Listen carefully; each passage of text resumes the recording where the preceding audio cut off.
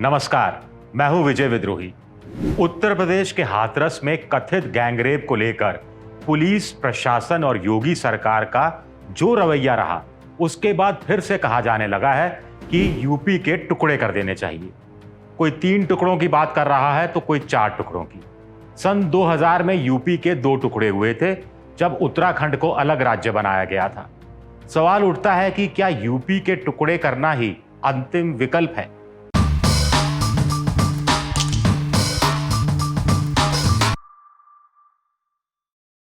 उत्तर प्रदेश की जनसंख्या 23 करोड़ है।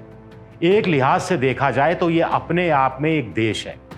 दुनिया का आबादी के हिसाब से 5वां सबसे बड़ा देश। पहले नंबर पर चीन, दूसरे नंबर पर भारत, तीसरे नंबर पर अमेरिका आता है जिसकी आबादी करीब 35 करोड़ है।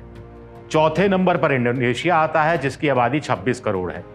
5वें नंबर पर यूं पाकिस्तान आता है जिसकी आबादी 22 करोड़ है। लेकिन यूपी अगर अलग देश होता तो 23 करोड़ की आबादी के साथ 5वें नंबर पर आता। इतनी बड़ी आबादी को एक सरकार संभाल पाए बड़ा मुश्किल होता जा रहा है। कहा जाता है कि छोटे राज्य ज्यादा विकास करते हैं, शांति अमन चैन वहां कायम रहता है, पुलिस प्रशासन चुस्त रहता है और शासन करना आसान होता है। यूपी से अलग हुआ उत्तराखंड, मध्य प्रदेश से अलग हुआ छत्तीसगढ़ तरक्की के रास्ते पर है।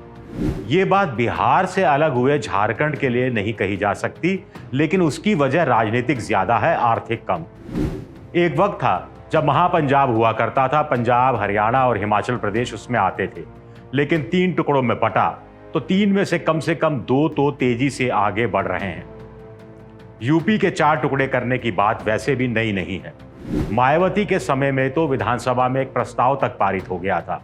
पश्चिमी यूपी यानी हरित प्रदेश, जाटलैंड भी कह सकते हैं, पूर्वी यूपी यानी पूर्वांचल, मध्य यानी अवध और चौथा बुंदेलखंड। कुछ का कहना है कि यूपी के बुंदेलखंड के साथ मध्य प्रदेश के बुंदेलखंड को जोड़कर अलग बुंदेलखंड बनना चाहिए। इससे मध्य प्रदेश का कुछ भार भी कम हो जाएगा और बुंदेलखंड का सपना भी पूरा हो जाएगा। वैसे वहां भी अलग बुंदेलखंड की मांग लंबे अरसे से होती रही है। यूपी के विभाजन का विरोध करने वाले अपने अलग तर्क देते हैं। उनका कहना है कि यूपी में लोकसभा की 80 सीटें आती हैं। केंद्र में स्थायी स्थिर सरकार बने, मिलीजुली सरकार ना हो, इसमें यूपी का बड़ा योगदान रहता है। 2014 और 2019 में बीजेपी के एनडीए ने 80 में से 60 से ज्यादा सीटें यूपी से जीती थी और केंद्र में मिलीजुली सरकारों के दौर को खत्म किया था। जानकार कहते हैं कि मिलीजुली सरकारें फैसले आसानी से नहीं ले पाती और खामियाजा पूरे देश को उठाना पड़ता है। अब इस बात पर बहस हो सकती है कि क्या मोदी सरकार अपने दम पर सत्ता में आने के बाद भी आर्थिक सुधार के फैसले ले पाई या राजनीतिक मजबूरियां रोड़ा डालती रही। राजीव गांधी तो 413 सीटों के साथ सत्ता में आए थे, लेकिन सुधार के नाम पर कोई चमत्कार नहीं हुआ। यूपी के विभाजन के समर्थकों का कहना है कि देश में स्थिर सरकार बने, इसके लिए यूपी की 23 करोड़ जनता के हितों की बलि क्यों चढ़ाई जाए। सवाल यह भी उठता है कि यूपी का विभाजन सिर्फ और सिर्फ इसलिए नहीं हो ताकि देश में स्थिर सरकार बन सके, तो यह कैसा तर्क है?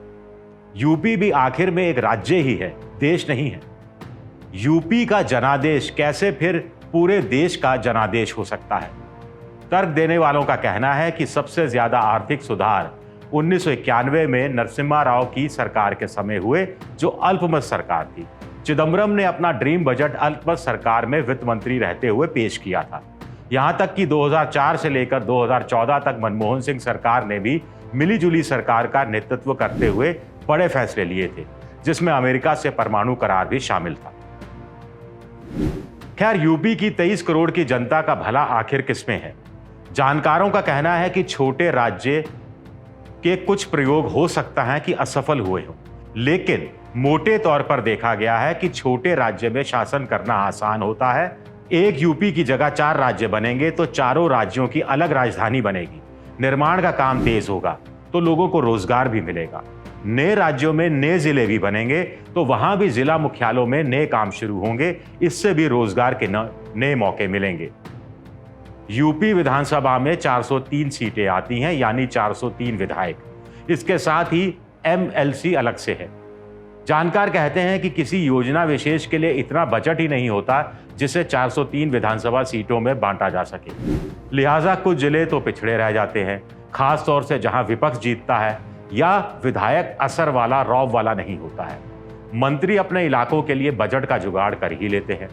अगर 4 राज्य होंगे तो हर राज्य में करीब करीब 100 विधायक होंगे जो ज्यादा बजट का इस्तेमाल भी कर सकेंगे और शोर शराबा भी कम होगा।